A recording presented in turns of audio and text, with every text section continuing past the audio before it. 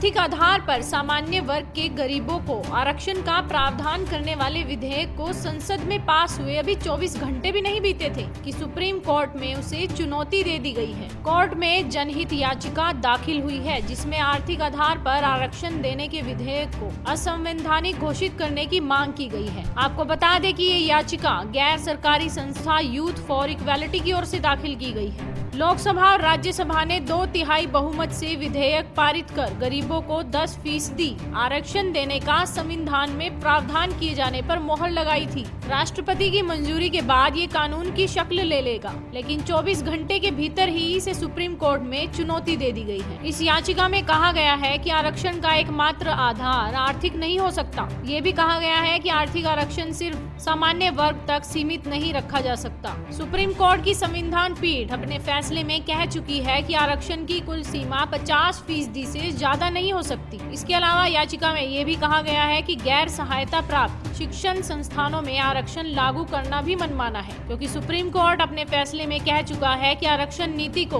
गैर सहायता प्राप्त शिक्षण संस्थानों में लागू नहीं किया जा सकता, क्योंकि ये संस्थान सरकार से मदद नहीं लेते हैं और ऐसे में ये विधेयक उनकी रोजगार की आजादी के मौलिक अधिकार का हनन करता है। लेकिन सवाल ये है कि क्या ये विधेयक पूरी तरह से लागू भी हो पाएगा या नहीं। ये खबर आपको कैसी लगी? आप भी इस खबर पर अपनी राय दीजिए, लाइक कीजिए, शेयर कीजिए और साथ ही हमारे चैनल हेडलाइंस यूपी को भी सब्सक्राइब कीजिए।